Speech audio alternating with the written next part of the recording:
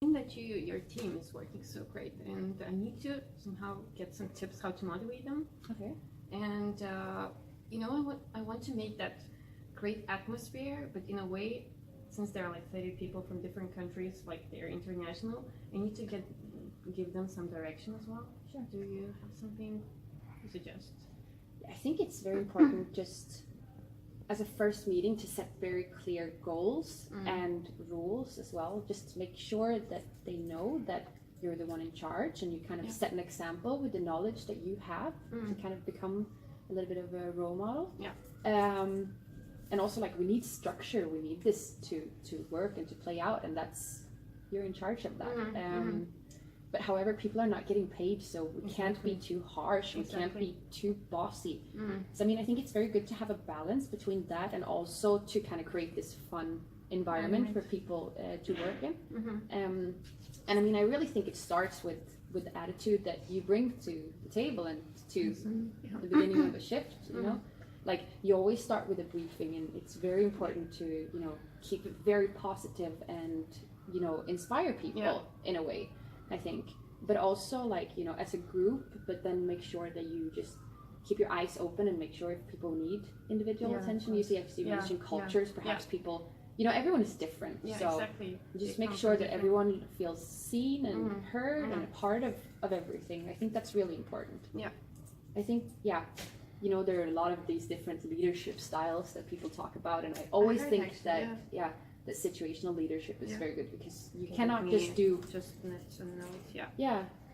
you can't just go one way, or, you know, it's nice to be able to adapt a little bit. So this, I would say, is actually a mix between autocratic and affiliative leadership. If you want to look it up, there's some really nice articles about this that you can always put to practice, you know.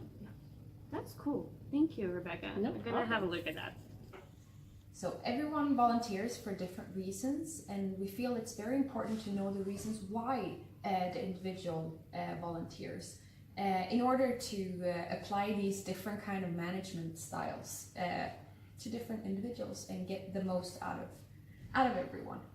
The other part is very important, is communication. The lack of information is really frustrating, so each individual has to be seen, and if there is any case that he is not aware of what's happening, there should be a manager that would be able to analyze each individual and have a conversation. And it also creates team spirit. We have, as our third point, appreciation. Since the volunteer jobs are unpaid, we feel it's extremely important to just appreciate the work that every single co-worker or volunteer does for the company. And the final is results. So we do feel that it's really important to kind of get that. We set these goals and to actually show everyone that we have accomplished the goals is extremely important. You can do this by communicating, so you let them know verbally, or have different reward systems where you keep track of the accomplishments that the individual has done. And each of them can be recognized, and we can see what each individual has done. Hey guys, thank you for being with me today, and I just wanted to run through the schedule. So now we're gonna have like a short briefing. Afterwards you're gonna have breakfast, some tasks that you have to do today. At 3 o'clock we're gonna have lunch, and if you're done by 5 or even earlier, you can come and join us in the main hall. We're gonna have some nice activities so you can have fun, you know, together, and I hope so we can have a nice time. How does it sound? That's good. That's cool. Have a nice time today.